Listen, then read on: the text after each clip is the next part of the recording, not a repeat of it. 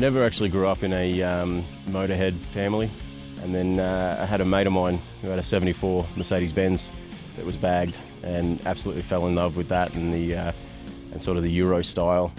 And I wanted to do something stupid, so I said to him, I want to buy a Volvo and bag it. And it kind of snowballed from what it was originally planned to be to what it is today. My name is Momo, and this is my cross-country Volvo cruiser.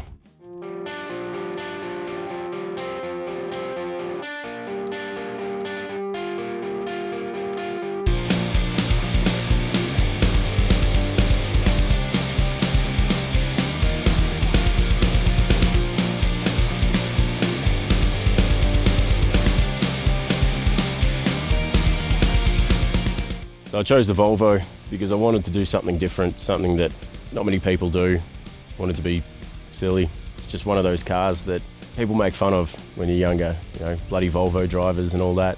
It's sort of like with any car, once you own one, you fall in love with them. It doesn't lay out fully, but that's not really the point. I just wanted to build a cruiser. Didn't want to build a weapon, massive power.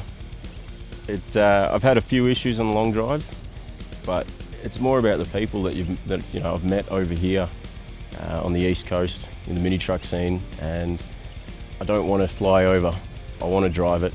I want to be over here with my car and go, I made it. Something we built in the backyard. It's a comfy drive. It really is.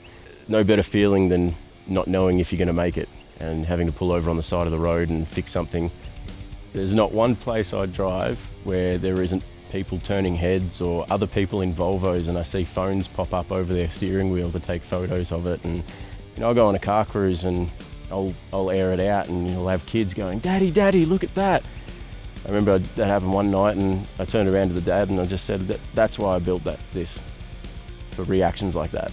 It's good putting a smile on people's faces and just showing them how far you can go with something so stupid, really. Get a lot of people asking if I trained it over or trucked it over, and I said, no, I'm never going to do that. If I'm going to come over here for a show with a car, I'm going to drive it.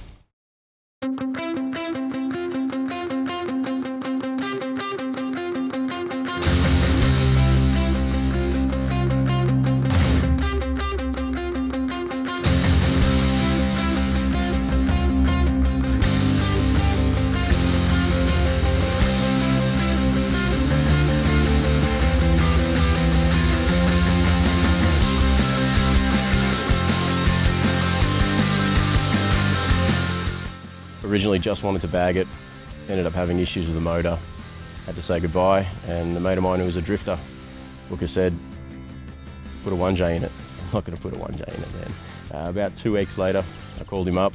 I said, I just bought a Sora from the auctions. He goes, what does that mean? I said, we're putting a 1J in it. Under the bonnet, we've got a Toyota 1JZ out of a Supra, running a single turbo off a Ford. Got a Mitsubishi Triton brake booster and master setup. Probably puts down about 340 at the treads. Not the most powerful thing in the world, but it doesn't have any trouble overtaking some road trains, which is good. All right, so the interior is pretty much stock except for the seats. The seats are out of a 156 Alpha. I started doing the dash in a Jarrah timber, changed it around, put a 60-litre cell with a surge tank, dual 044s. When you go to a car show and you air it out and you lift the bonnet up, and people come around and they just sort of go, wow, you know, it is different for a Volvo. It's not your typical go-to car, and I love it. I love showing people what it can do. There's no better feeling than, you know, having something that gets down there and throws a mean spark, and that's what it's all about. You know, I'm a mini trucker at heart, and the cars originally that brings people to the mini truck scene, and it's the people you meet, the family you meet, that keeps you coming back.